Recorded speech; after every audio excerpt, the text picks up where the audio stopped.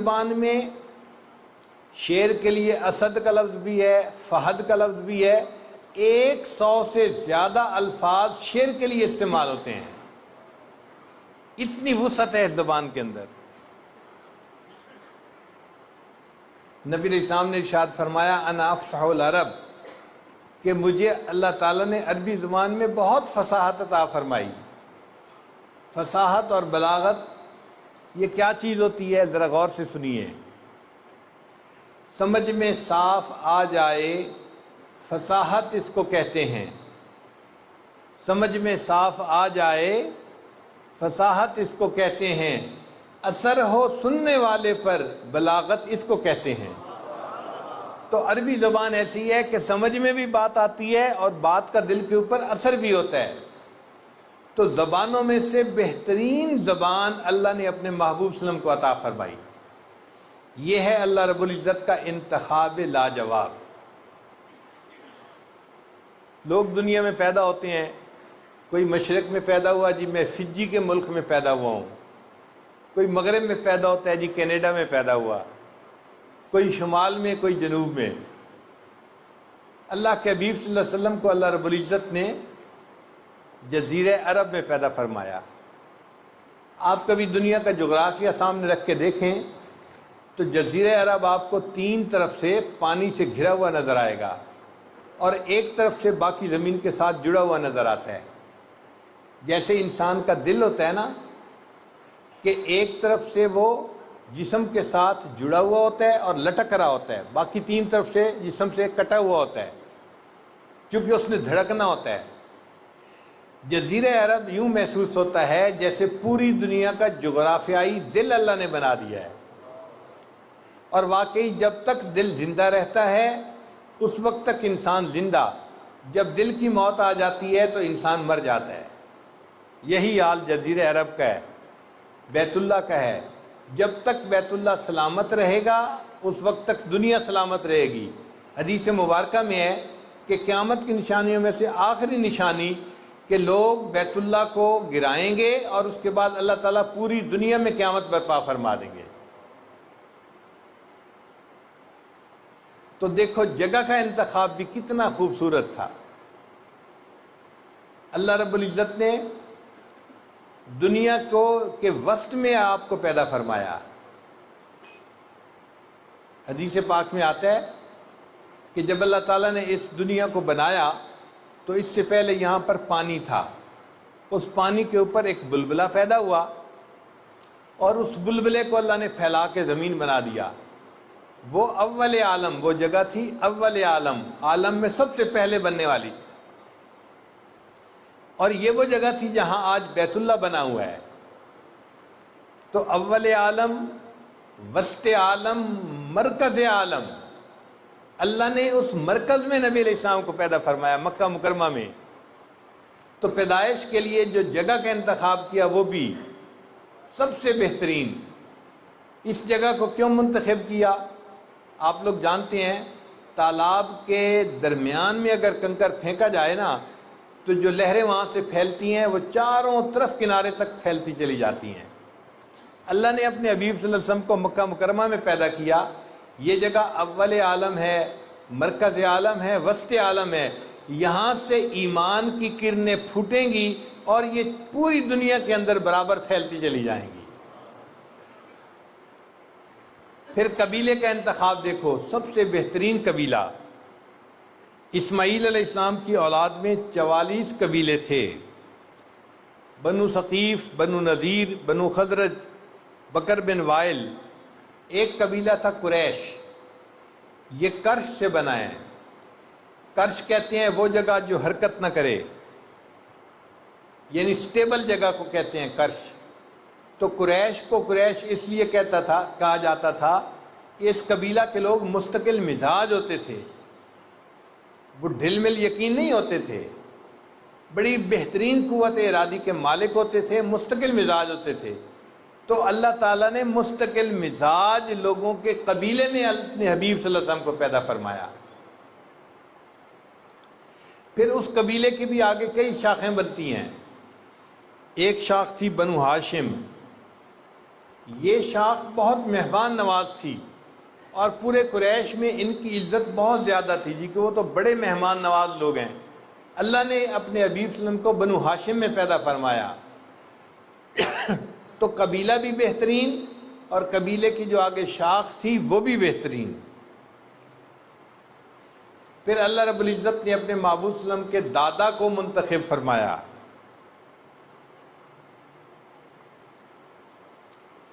نبی علیہ السلام کے دادا تھے عبد المطلب، نبی علیہ السلام کے دادا تھے، اور یہ بیت اللہ کے کنجی بردار تھے۔ تو اللہ رب العزت نے ایسے دادا کے ہاں پیدا کیا کہ جو بیت اللہ کے کنجی بردار تھے، اس لیے کہ اس کنجی نے بالآخر نبی علیہ السلام کے مبارک ہاتھوں میں پہنچنا تھا۔ پھر والد کا انتخاب دیکھیے، عبد المطلب کے 12 بیٹے تھے، ان میں سے ایک کا نام تھا عبد العزیٰ، جس کو ابو لہب کہتے ہیں نا، اس کا اصل نام تھا عبد العزیٰ۔ ایک کا نام تھا عبد الشمس، یعنی بتوں کے اوپر نام رکھے گئے تھے۔ ایک کا نام تھا عبد الحارث، ایک کا نام تھا نوفل، سخت جگہ، ایک کا نام تھا حمزہ، لمبی جگہ، ایک کا نام تھا عباس، پتھریلی جگہ۔ تو دیکھو کہ چچاؤں کے جو نام تھے وہ بھی بے معنی سے نام تھے یا بتوں کے اوپر نام تھے۔ اور ایک بیٹا ان کا تھا جس کا نام تھا عبداللہ، اللہ کا بندہ۔ اللہ نے عبداللہ کے گھر میں نبی علیہ السلام کو پیدا فرمایا۔ کوئی میرے محبوب کو یہ نہ تانا دے سکے کہ جی اس کے تو والد کا نام بتوں کے نام پہ تھا۔ اللہ کا چناؤ دیکھو کتنا خوبصورت ہے۔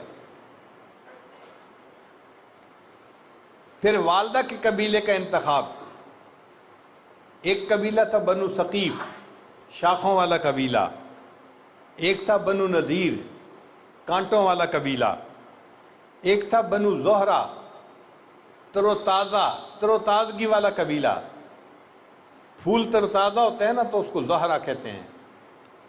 تو جس قبیلے کا معنی تھا تر و تازہ قبیلہ، بی بی آمنہ کا قبیلہ وہ قبیلہ تھا۔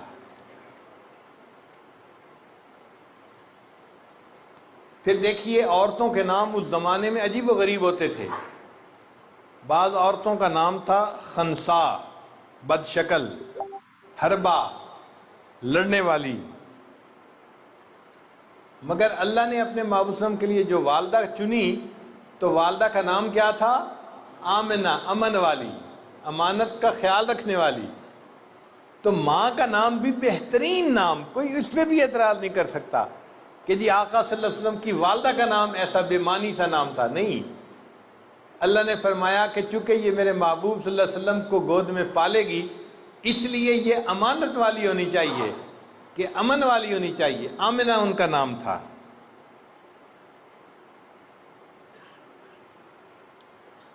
پھر اللہ رب العزت نے اپنے حبیب صلی اللہ علیہ وسلم کے لیے جو نام چنا تو ناموں میں سے سب سے بہترین نام نبی علیہ السلام نے ارشاد فرمایا، میرے 2 نام ہیں، فرش پہ میرا نام ہے محمد اور عرش پہ میرا نام ہے احمد۔ محمد کے معنی کیا ہیں؟ وہ ہستی کہ دنیا میں جتنی تعریف اس کی گئی ہو پوری دنیا میں کسی اور کی اتنی تعریف نہ کی گئی ہو، یہ بھی معنی بالکل ٹھیک ہے۔ اور احمد کا معنی وہ ہستی کہ جس نے اللہ کی اتنی تعریفیں کی ہوں کہ اس سے زیادہ کوئی اللہ کی تعریف کر ہی نہ سکا ہو۔ تو نبی علیہ السلام محمد بھی تھے اور احمد بھی تھے، آپ کے نام بھی بہترین۔ اور انبیاء کے ناموں کا ذرا حساب لگائیے۔ آدم گندم گوں یعنی گندوی رنگ والا، نوح علیہ السلام نوحہ کرنے والا، زکریا علیہ السلام سبق والا، ادریس علیہ السلام درس والا، یوسف علیہ السلام افسوس والا، یعقوب علیہ السلام بعد میں آنے والا، موسیٰ علیہ السلام پانی سے نکالا ہوا، عیسیٰ علیہ السلام سیاحت کرنے والا۔ مختلف انبیاء کے ناموں کے معنی دیکھیں تو وہ بھی عجیب و غریب ہیں، مگر میرے آقا صلی اللہ علیہ وسلم کے لیے اللہ نے جو نام پسند کیا وہ ناموں میں سے بہترین نام کہ جتنی تعریف آپ کی ہوئی دنیا میں ہوئی اتنی تعریف کسی کی نہیں ہوئی، اور جتنی تعریف آپ نے اللہ رب العزت کی تھی اتنی تعریف مخلوق میں کسی نے اللہ رب العزت کی نہیں کی۔ آپ احمد بھی تھے اور محمد بھی تھے۔ آپ ذرا غور کیجئے کہ نہ محمد کے نام پہ نقطہ ہے نہ احمد کے نام پہ نقطہ ہے۔ اللہ نے اپنے لیے بھی نقطے کو پسند نہیں کیا، اللہ کے نام پہ نقطہ نہیں ہے، جتنے حروف ہیں بے نقطہ حروف ہیں۔ نقطہ کیوں پسند نہیں کیا؟ کہ کہیں نقطے کی وجہ سے لوگ شرک نہ کرنے لگ جائیں اور چیزیں ساتھ نہ ملانے لگ جائیں۔ اللہ نے فرمایا نہ کوئی میرا شریک بن سکتا ہے، نہ کوئی میرے محبوب کی رحمت للعالمین میں شریک بن سکتا ہے۔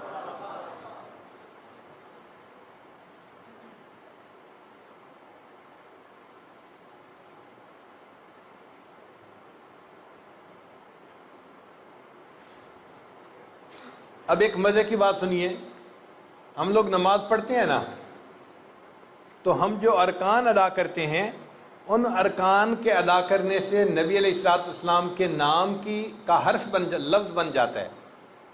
جب ہم قیام میں ہوتے ہیں تو ہم الف کی شکل میں ہوتے ہیں، الف ایسے ہی ہوتی ہے نا، کھڑی ہوتی ہے، تو ہم قیام میں ہیں تو کس حالت میں ہیں؟ جب رکوع میں ہیں تو وہ ہا کی شکل بنتی ہے، جب سجدے میں ہوتے ہیں تو میم کی شکل بنتی ہے، اور جب اتحیات میں بیٹھتے ہیں تو دال کی شکل بنتی ہے۔ ہماری نماز مکمل ہوتی ہے اور ہمارے جسم سے اللہ کے محبوب کے نام کا لفظ مکمل ہو جاتا ہے، اللہ اس نماز کو قبول فرما لیتے ہیں۔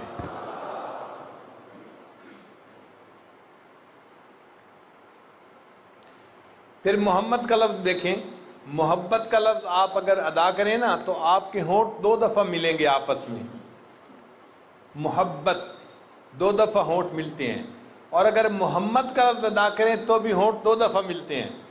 لہذا جو محمد صلی اللہ علیہ وسلم کی تعلیمات پر چلے گا اللہ رب العزت اس کو محبتوں والی زندگی عطا فرمائیں گے۔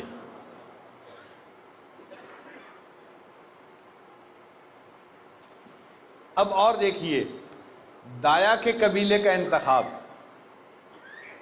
نبی علیہ الصلوۃ والسلام کی جو دایا تھی جس نے نبی علیہ السلام کو پالا وہ تھی حلیمہ سعدیہ۔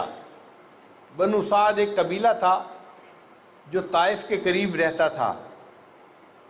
وہاں کی عورتیں مکہ مکرمہ آتی تھیں اور وہاں سے بچوں کو اپنی گود میں لے کے واپس آتی تھیں، پھر ان کو پالتی تھیں تو ان کو والدین کی طرف سے انعام ملا کرتا تھا، اور یہ ان لوگوں کے لیے گزارے کا سبب تھا۔ ایک مرتبہ 10 عورتیں طائف سے چلیں، مکہ مکرمہ جاتی ہیں۔ سب عورتوں کی جو سواریاں تھیں وہ بڑی تازہ دم، صحت مند، خوب تیز دوڑنے بھاگنے والی، تو سب عورتیں آگے نکل جاتی۔ ایک عورت ایسی تھی جس کی سواری کمزور بھی تھی اور لاغر تھی، وہ پیچھے رہ جاتی۔ عورتیں کھڑے ہو کے انتظار کرتی، وہ عورت اس کا نام تھا حلیمہ۔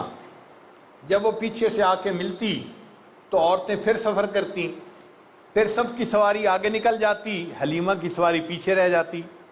سارا راستہ اسی طرح طے ہوا۔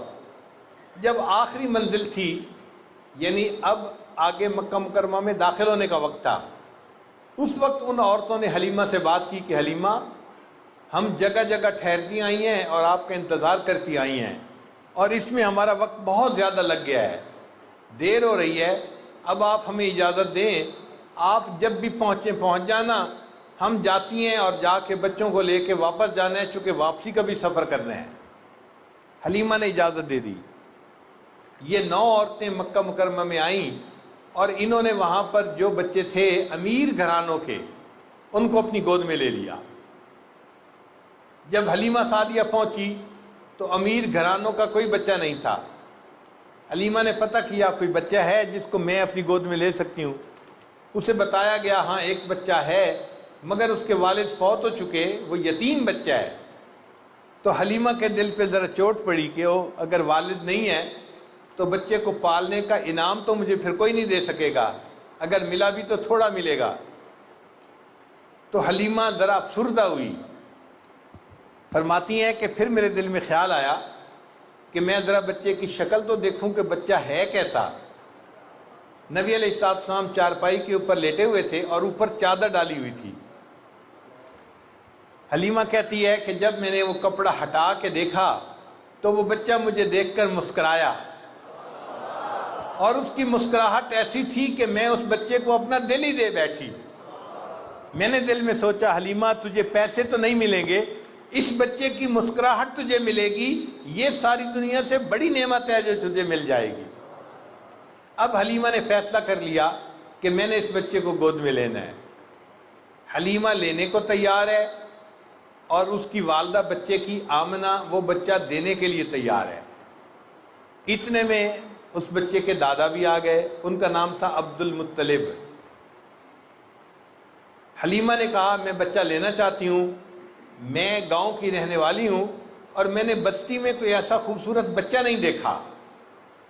آمنہ نے کہا حلیمہ تو بستی کی رہنے والی ہے، میں شہر کی رہنے والی ہوں، مکہ کی رہنے والی ہوں، میں نے شہروں میں ایسا خوبصورت بچہ نہیں دیکھا۔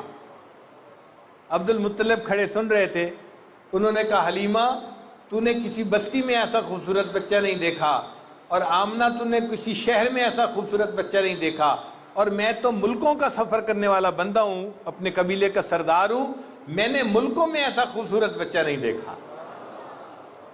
اگر اس وقت جبریل علیہ السلام ہوتے موجود اور ان سے پوچھا جاتا کہ جبریل علیہ السلام آپ بھی ذرا اپنے کومنٹس دے دیجئے، آپ کے تاثرات کیا ہیں، تو میرے خیال میں ان کا جواب یہ ہوتا حلیمہ تجھے بستیوں میں ایسا خوبصورت بچہ نظر نہ آیا، آمنہ تجھے شہروں میں خوبصورت نظر نہ آیا، اور عبد المطلب آپ کو ملکوں میں ایسا بچہ نظر نہ آیا، اور میں تو پوری دنیا کی سیر کر چکا ہوں، میں نے پوری دنیا میں اتنا خوبصورت بچہ نہیں دیکھا۔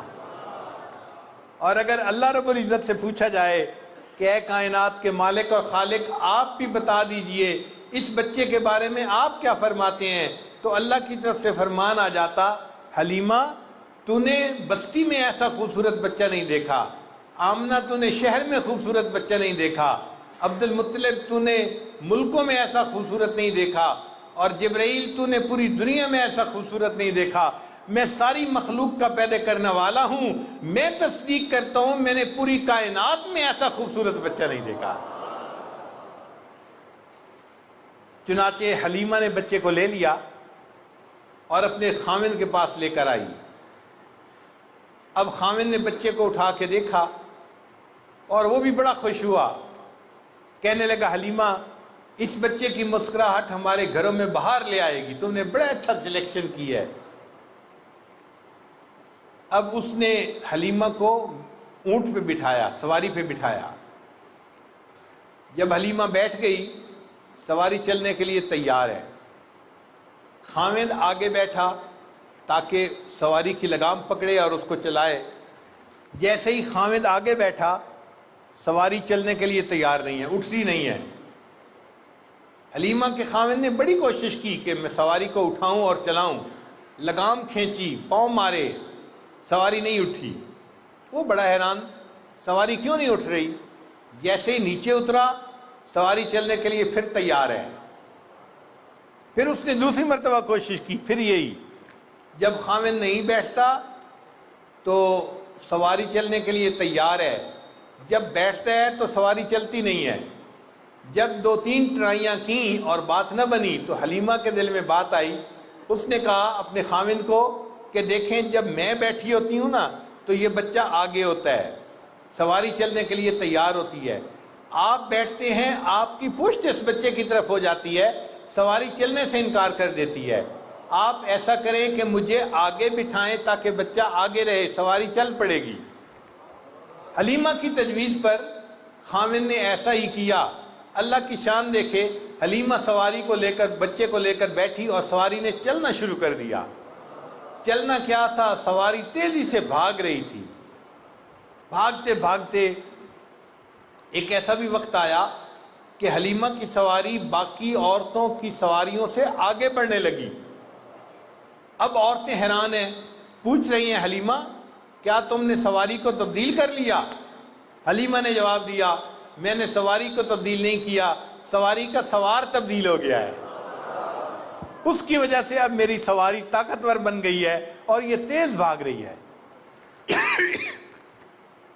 حلیمہ فرماتی ہیں کہ جب میں بچے کو لے کے گھر آئی تو مجھے خیال ہوا کہ بکریاں ہیں، بھوکی ہیں، میں ان کا دودھ نکالوں، چونکہ بچے کو دودھ پلانا بھی ہے، ایسا نہ ہو کہ دودھ کم ہو جائے۔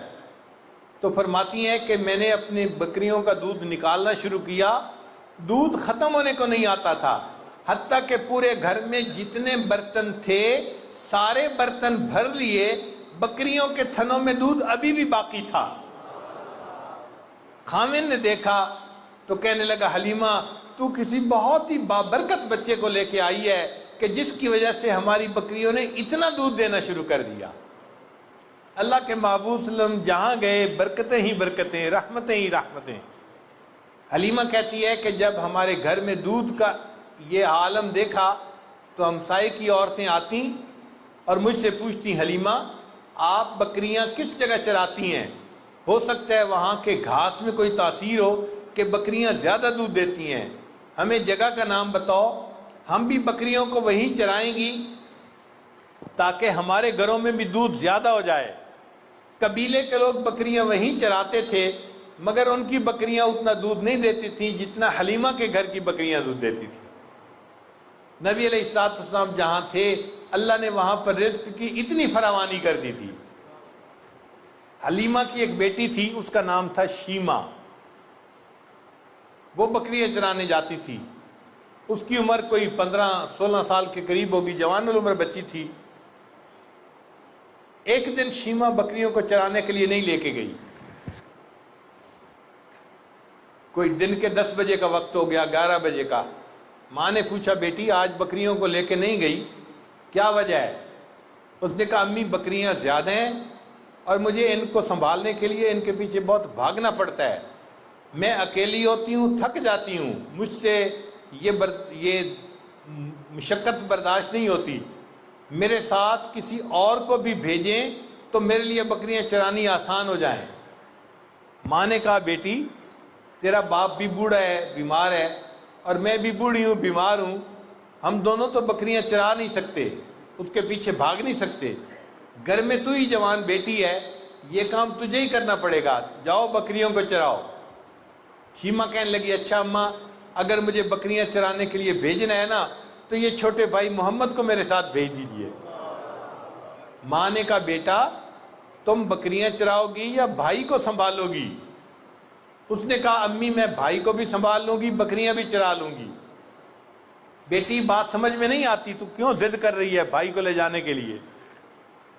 شیمہ نے جواب دیا اماں ایک دن میں اپنے بھائی کو اپنے ساتھ بکریاں چرانے لے کے گئی تھی اور اس دن میں نے 3 باتیں دیکھی تھیں۔ بیٹی 3 باتیں کیا دیکھی تھیں؟ اماں ایک بات تو یہ دیکھی تھی میں سارا دن جہاں بھی پھرتی رہی آسمان پر ایک بادل سایہ کرتا رہا، مجھے پورا دن دھوپ کے اندر جانا ہی نہیں پڑا۔ ایک برکت تو میں نے یہ دیکھی، اور اماں دوسری برکت میں نے یہ دیکھی کہ ایک راہب گزر رہا تھا، اس نے گود میں میرے بھائی کو دیکھا تو میرے پاس آیا اور اس کو لے کے بہت چوما پیار کیا اور مجھے کہنے لگا یہ کیا ہے تمہارا؟ میں نے کہا میرا بھائی ہے۔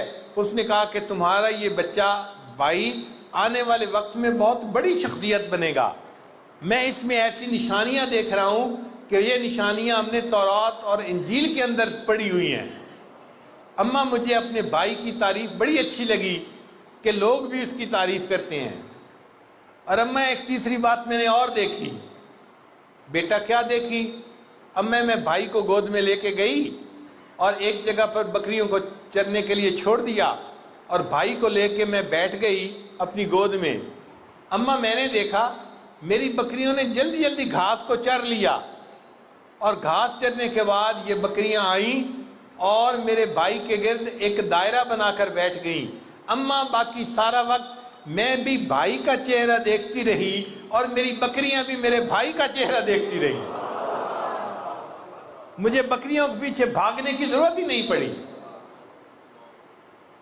تو آقا صلی اللہ علیہ وسلم کی والدہ بھی بہترین، والدہ کا نام بھی بہترین، آپ کی دایا بھی بہترین، دایا کا نام دیکھو حلیمہ، حلم والی، حلم کا مطلب جس عورت کے اندر تحمل مزاجی ہو نا، وہ بچے کی تربیت اچھی کر سکتی ہے۔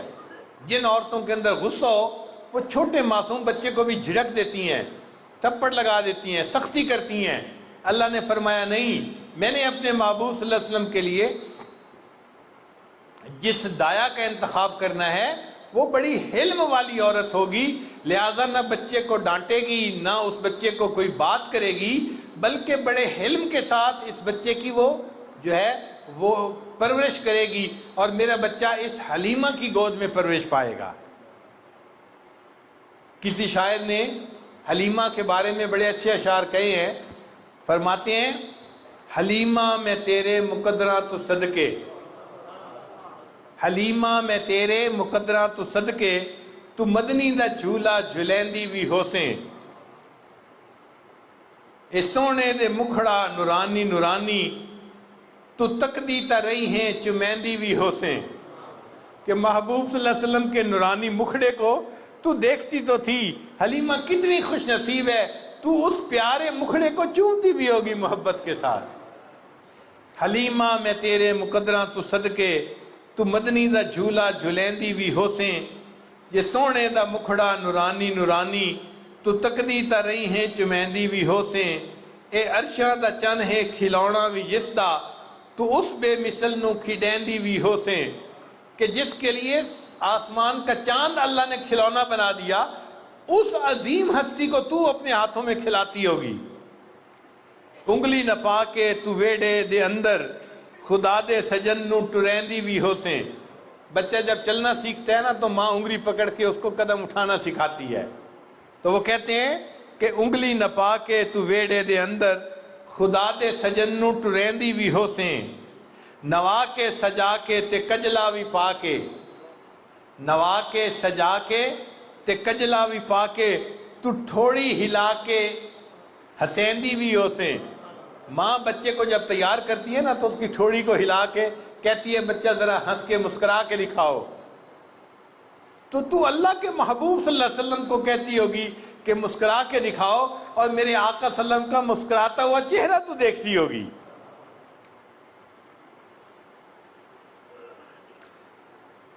جداں سونا ایّر چرندہ بھی ہوسیں، جب آپ صلی اللہ علیہ وسلم ذرا بڑے ہو گئے تھے، چلنے پھرنے کے قابل ہو گئے تھے، تو کہتی ہیں کہ اس وقت آپ صلی اللہ علیہ وسلم بھی بکریاں چرانے کے لیے جاتے ہوں گے، تو جداں سونا ایّر چراندہ بھی ہوسیں، تو مدنی نے مٹھیاں بھریندی بھی ہوسیں۔ بچہ تھک جاتا ہے تو ماں اپنے بچے کی خدمت کرتی ہے، اس کے پاؤں دباتی ہے۔ حلیمہ تو کتنی خوش نصیب ہے کہ اللہ کا یہ پیارا حبیب صلی اللہ علیہ وسلم جب تھک کے واپس آتا ہوگا تو اس کے قدموں کو جو ہے وہ مٹھیاں بھرتی ہوگی، تجھے کتنی بڑی سعادت نصیب ہو گئی۔ اور کبھی کبھی ایسا بھی ہوتا ہے کہ بچہ اپنی ماں سے روٹھ جاتا ہے، تو پھر اس ماں اس بچے کو مناتی ہے۔ تو شاعر نے کہا کدی نال تیڈے نزاکت سونا، کدی نال تیرے نزاکت سونا، اور رستا بھی ہوسی تو منیندی بھی ہوسیں۔ وہ کیا منظر ہوگا جب وہ چھوٹا بچہ تجھ سے روٹتا ہوگا اور تو اس کی منتیں کر کے اس کو منا رہی ہوگی، بیٹا اپنی اماں سے نہیں روٹھا کرتے، تو کیوں مجھ سے روٹھ گیا، تو مان جا۔ تو حلیمہ کو اللہ رب العزت نے کیا سعادت عطا فرمائی۔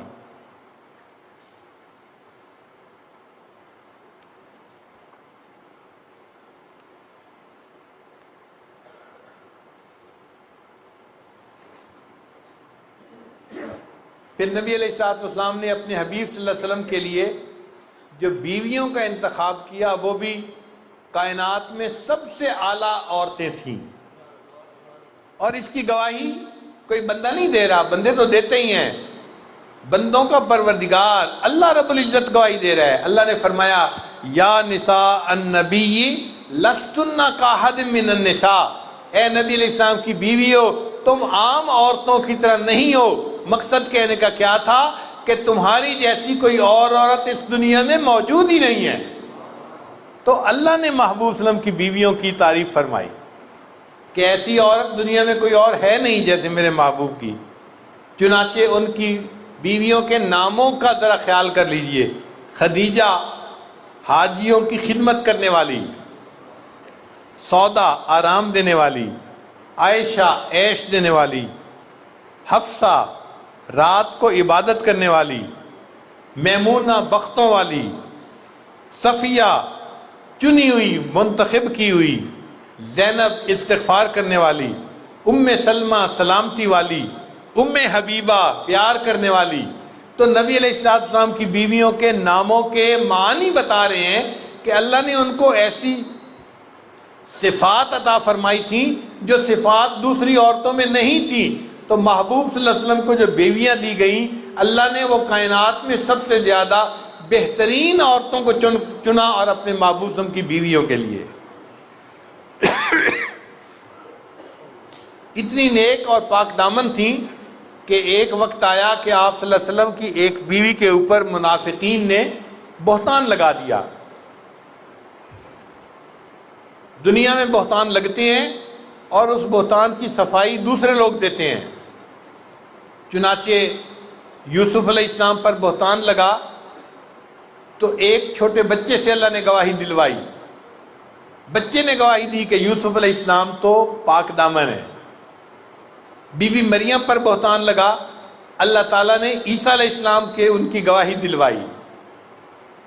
سیدہ صدیقہ رضی اللہ عنہا پر بہتان لگا، اللہ تعالیٰ چاہتے تو کسی بچے سے پاک دامنی کی گواہی دلوا سکتے تھے، مگر اللہ نے فرمایا عائشہ تو میرے محبوب کی محبوبہ ہے، تیرے لیے میں کسی بچے سے گواہی نہیں دلواؤں گا، میں خدا خود اپنے قرآن میں تیری پاک دامنی کی گواہی دوں گا.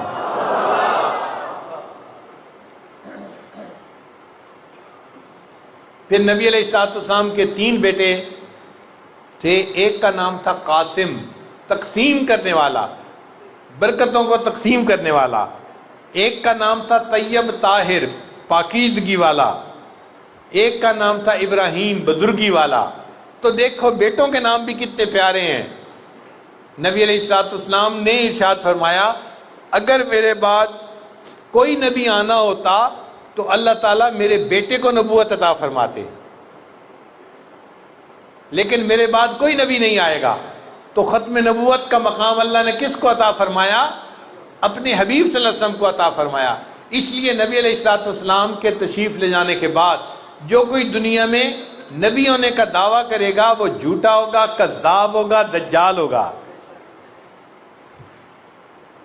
اب اگر کوئی کہے جی کہ عیسیٰ علیہ السلام بھی تو نبی تھے، ہاں نبی تھے، لیکن جب آئیں گے تو نبی علیہ السلام کے امتی بن کے تشریف لائیں گے، نبی علیہ السلام کی لائی ہوئی شریعت پر عمل کرنے والے بن کر آئیں گے. یہ نبی علیہ السلام کی عظمت ہے کہ ان کی شریعت کی اشاعت کے لیے اللہ اپنے انبیاء میں سے ایک نبی کو دوبارہ بھیجیں گے. پھر نبی علیہ السلام کی بیٹیوں کا انتخاب دیکھیں. ایک کا نام تھا زینب، استغفار کرنے والی. ایک کا نام تھا رقیہ، خامن کی خدمت کرنے والی. ایک کا نام تھا ام کلثوم، بچوں کی اچھی تربیت کرنے والی.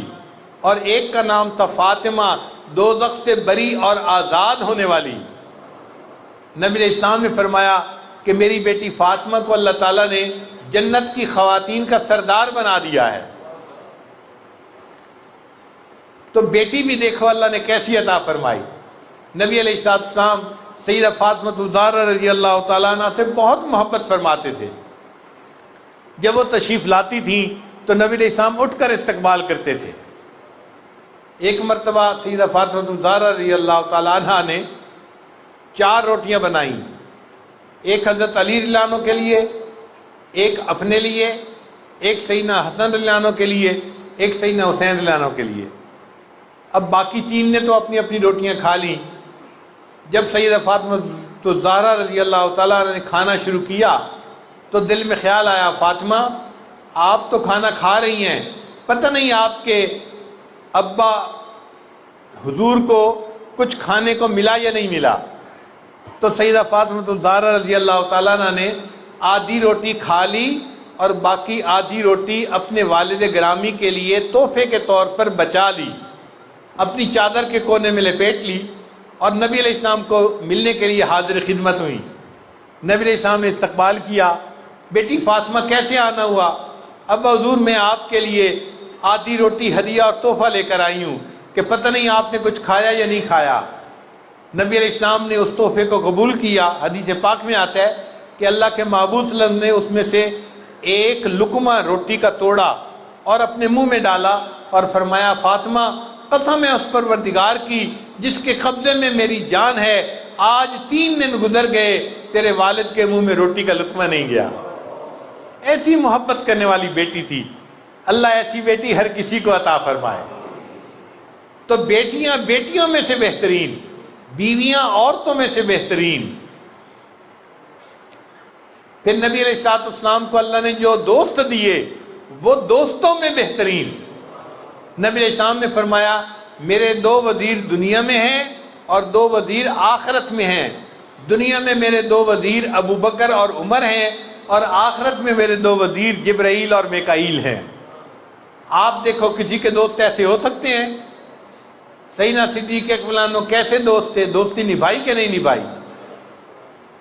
ان کے بارے میں کسی شاعر نے کہا پیغمبر تو نہ تھا لیکن پیغمبر جیسا لگتا تھا. پیغمبر تو نہ تھا لیکن پیغمبر جیسا لگتا تھا. وہ دریا تھا مگر گہرے سمندر جیسا لگتا تھا.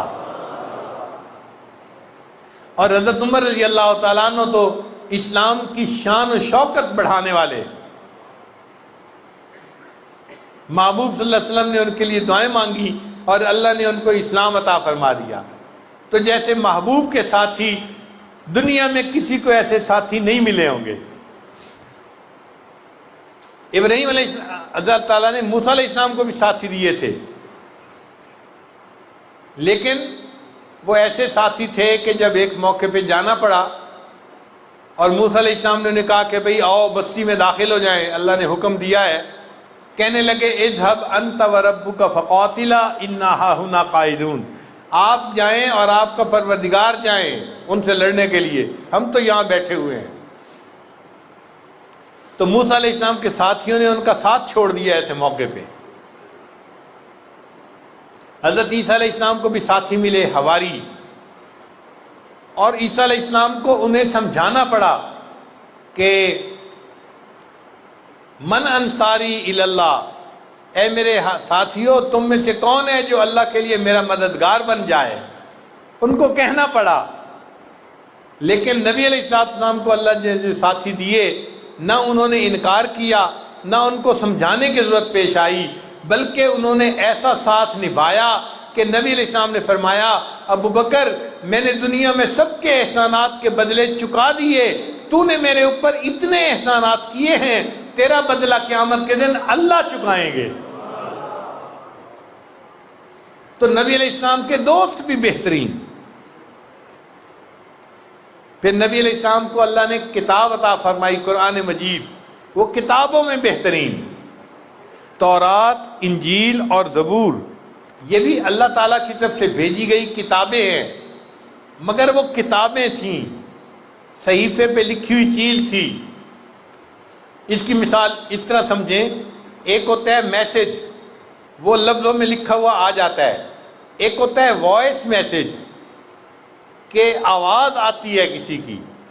وائس میسج ہمیشہ عام میسج سے زیادہ اعلیٰ ہوتا ہے.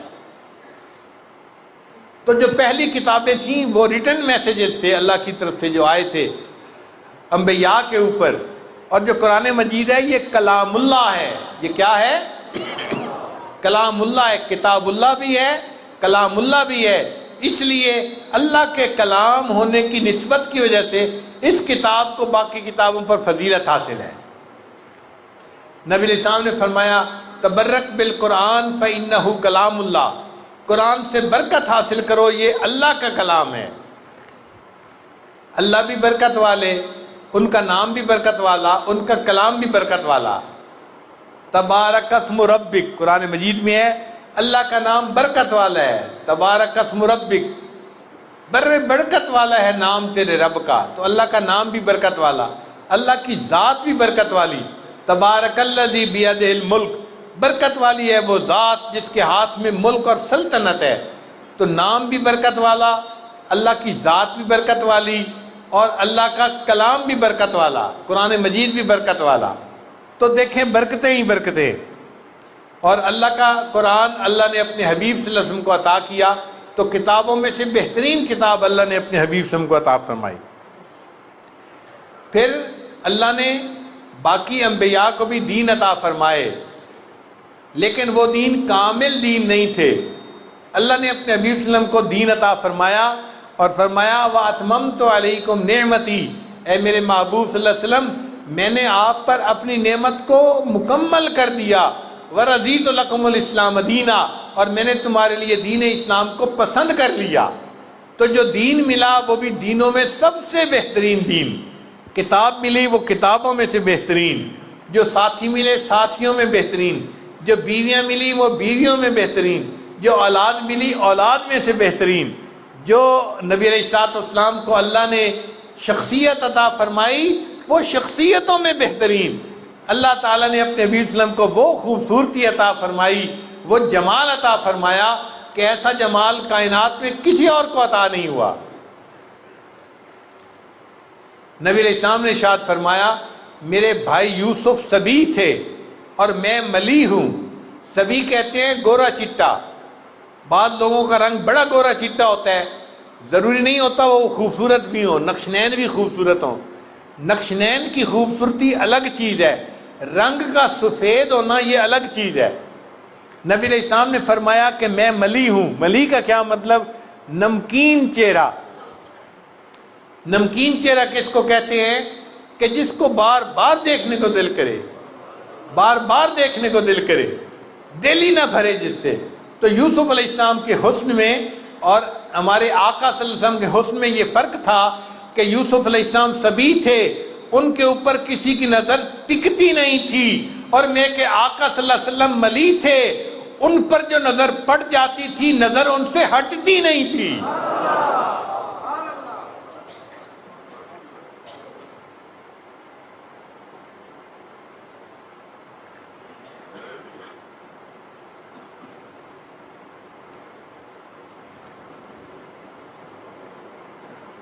حضرت سید نفیس شاہ صاحب فرماتے ہیں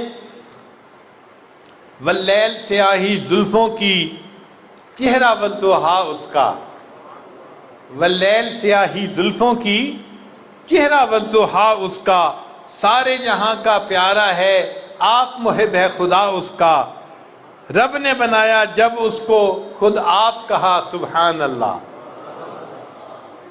میرے آقا صلی اللہ علیہ وسلم کو اللہ نے وہ حسن و جمال عطا فرمایا کہ اللہ نے بنایا تو ان کو دیکھ کے اللہ نے خود سبحان اللہ فرمایا۔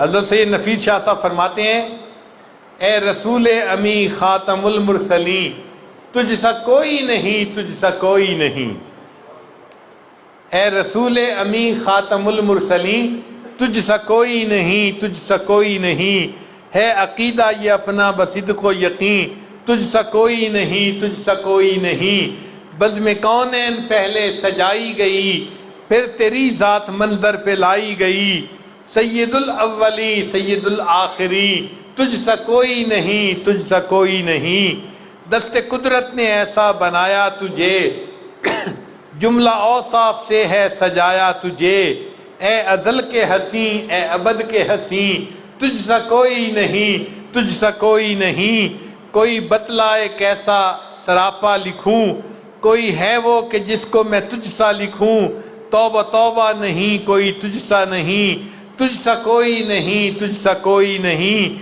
تیرا سکہ رواں کل جہاں میں ہوا، اس زمین میں ہوا آسماں میں ہوا، کیا عرب کیا عجم سب ہیں زیر نگیں، تجھ سا کوئی نہیں، تجھ سا کوئی نہیں۔ لہذا ہم یہ کہہ سکتے ہیں کہ اللہ رب العزت نے جیسے ہمارے پیارے آقا صلی اللہ علیہ وسلم کو بنایا ان جیسی ہستی کائنات میں کوئی نہیں ہے، ان کا کوئی اللہ کا وحدانیت میں ربوبیت میں کوئی شریک نہیں ہے، اور میرے آقا صلی اللہ علیہ وسلم کا محبوبیت میں کوئی شریک نہیں ہے۔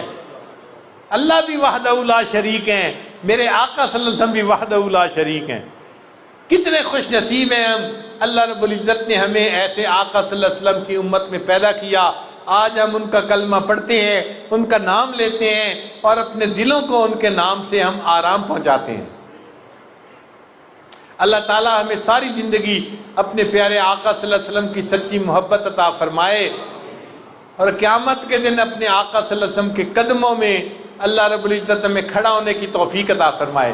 جب موت کا وقت آئے اور ملک الموت آئے، ہمارے دماغوں کو ٹٹولے تو علم نبوی سے بھرا ہوا پائے، ہمارے دلوں کو ٹٹولے تو عشق نبوی سے بھرا ہوا پائے، ہمارے اعضاء کو ٹٹولے تو سنت نبوی سے مزین پائے، اور ہم اس عشق نبی کو لے کے اپنے آقا صلی اللہ علیہ وسلم کے سامنے قیامت کے دن حاضر ہو جائیں۔ اللہ تعالیٰ ہمیں اپنے حبیب صلی اللہ علیہ وسلم کی ایسی سچی محبت عطا فرمائے۔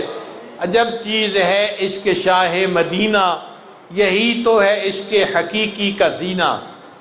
عجب چیز ہے عشق شاہ مدینہ، یہی تو ہے عشق حقیقی کا زینہ۔ ہے معمور اس عشق سے جس کا سینہ، اسی کا ہے مرنا اسی کا ہے جینا۔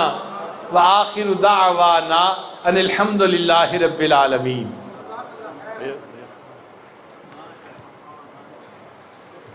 تمام حضرات سکون اور اطمینان سے تشریف رکھیں، کوئی بھی ساتھی دعا سے پہلے جانے کی کوشش نہ کریں، کیونکہ دعا عبادت کا مغز اور محفل کا منصور ہے۔